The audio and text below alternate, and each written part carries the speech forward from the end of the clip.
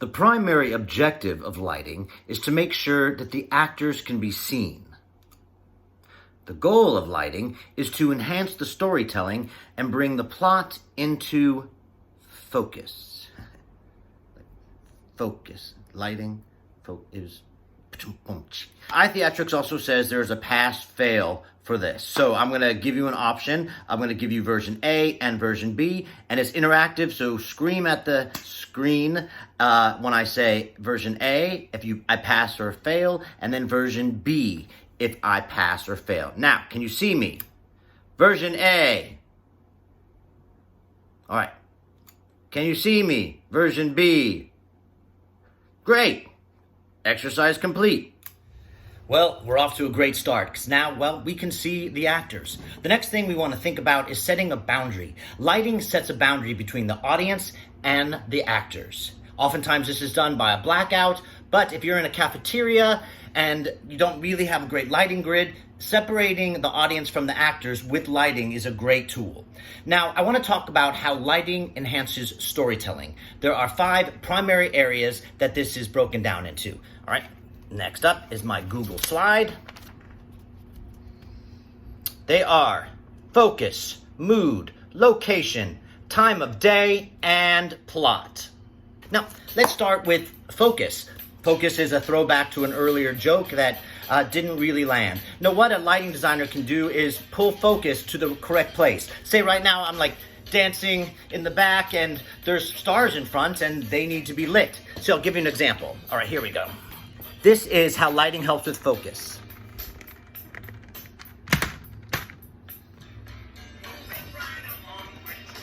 See, now I'm still dancing in the back, but now you're focused on the stars. The next area of storytelling that lighting contributes to is the mood.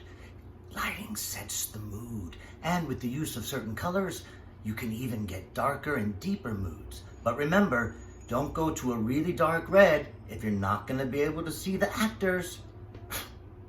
Lighting can also help establish the location and time of day. Example, bright overhead light could establish midday and sunny. On the cyc or the backdrop or even the back wall, all blue could represent the sky and the ocean.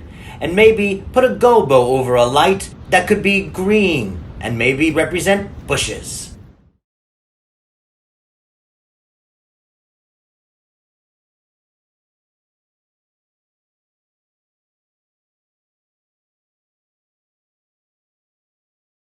Lighting instruments can be broken down into 2 categories: floods or spots. Floods are literally to flood the stage with lights, ideally with a mix of both spots and floods. Now, spotlights, they are the superstar of the spot family of lights. Spotlights focus the audience's attention by quite literally shining a spotlight on whatever they light. Spotlights are also very effective in isolating one character in their own light. You could also look into renting or purchasing this type of equipment if you do not have it already. A rental package may include some or all of the lights that have been listed. I considered a different package image, but without knowing my classmates in person, I didn't know my audience.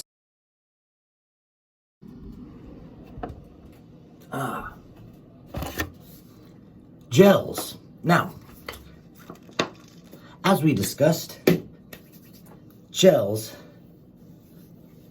are thin plastic pieces that go over a light to help change the color. Because as we discussed, color impacts storytelling. So you want to put all these plastic little things over the paper, over the light, and that will help with color. But LEDs are kind of changing that situation. Now, another thing that we're talking about is color wash. Now, a color wash is when you put a general wash all over the stage, but it has color on it. A blue wash can also be used for twilight or maybe sunset or a darker time, but blue light can also be used backstage or during scene changes, so that's also good for a color wash. Specials are when light is used to illuminate a certain part of the stage. The book also talks about being practical. Now, sometimes you're putting together a show on a shoestring budget. So bringing in things from home, like a lamp, a table lamp that you love, or borrow your granny's floor lamp for a great period piece, or maybe Christmas lights. Christmas lights are also a great addition backstage for safety, or maybe even a random strobe light that you just happen to have in your apartment. Be practical. And sometimes, if you can't really dim the lights, you can use other things like a flashlight, like I used earlier. That can be good for villains. So, hello, class. I would like to introduce you to my dear friend, Ron Vodka. Hi there. How's everybody doing? Good. Oh, they said they're great. You Oh, just want to hear fantastic. them. Yeah. So this Yeah. is I hope. you're welcome. Well, this is City College.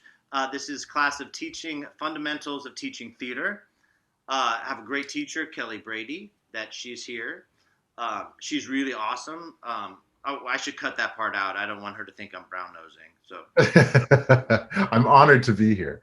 well, I'm so glad. Well, you are, in my eyes, you are currently the PSM of Broadway's production of The Lion King. Uh, Yeah. we are on hold, but that doesn't mean anything.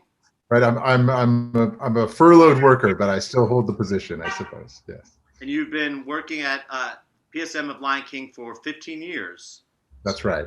Long time. Yes. But I'm before very you were, grateful. which is it? You're very grateful? I'm Yes. very grateful for it. Yeah. Yes. And so before you were stage manager, you also, your passion was lighting design. That's true. I've been lucky to be able to manage to do both.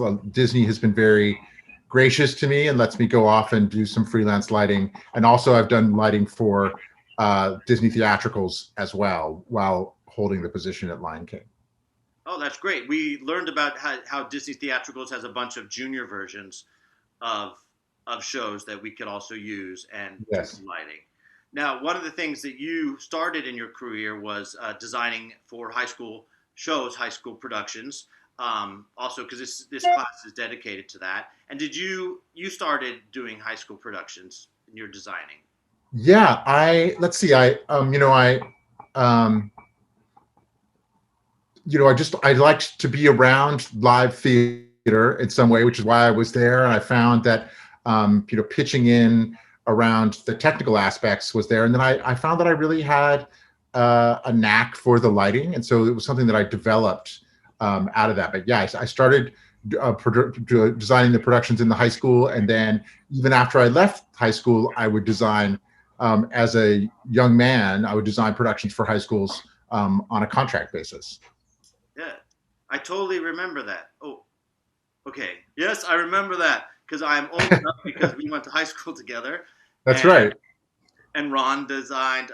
He like was a big wig. He's a little bit older than me, and designed the shows. Then he graduated early to work professionally, and then came back to design our shows. So that was pretty awesome. Yeah, I felt lucky to be able to have that space to do that because they were so encouraging of all of the people from the school, and so that was one way that they helped us to continue our work.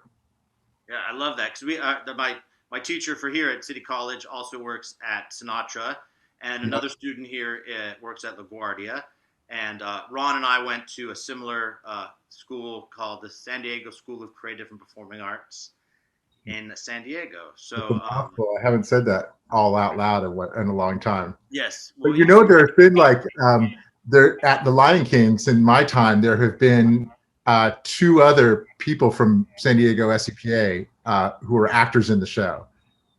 oh, that is I amazing. don't think I ever told you. Isn't that cool? And they're Yeah, like, it's like I'm 50, one's 40, and one's 30, basically. Like so yeah, it's been pretty kind of cool and they some of them know we have some teachers that we know in common throughout that that is wide amazing. years.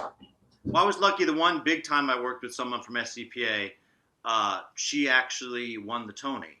That Yes, So that's that was right. awesome. So I was like, yes, my school. Yeah. Um, all right. So before I bore my class too much, I'm going to ask you two questions that I think are pertinent.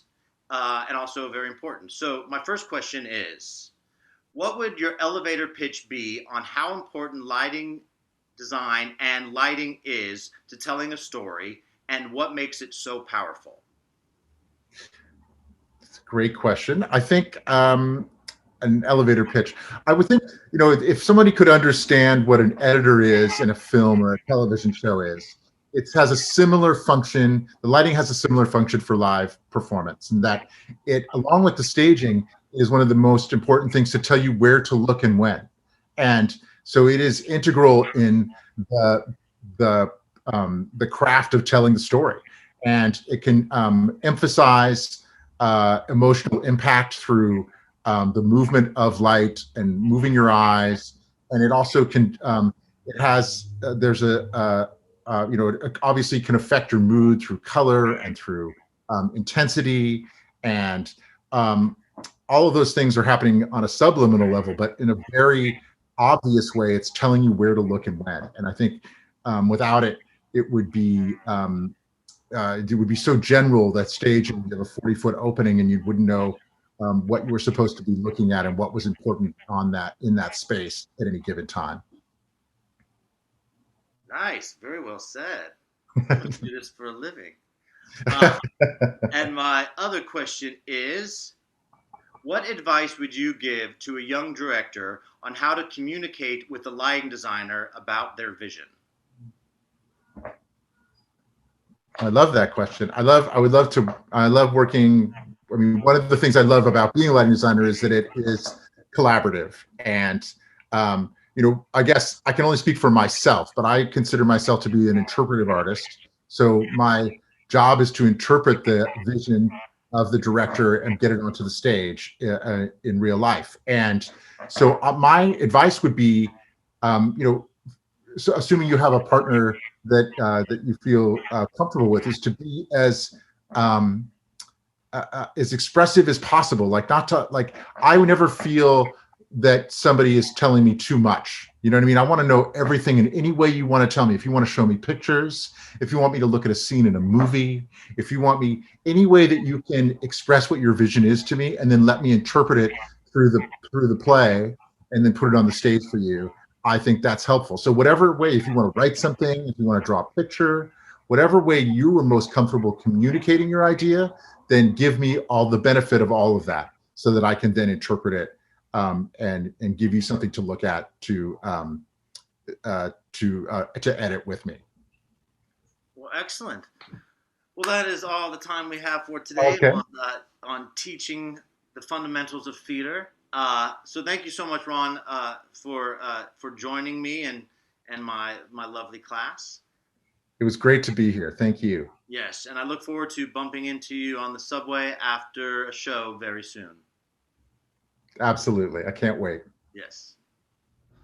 All right, well, I wanted to thank you for joining me today on my lesson about lighting. So, in conclusion, the two most important things are: one, you can see the actors; two, that you isolate the audience. Now, if you have a bigger budget, the next things you would think about are a spotlight and also a spotlight operator.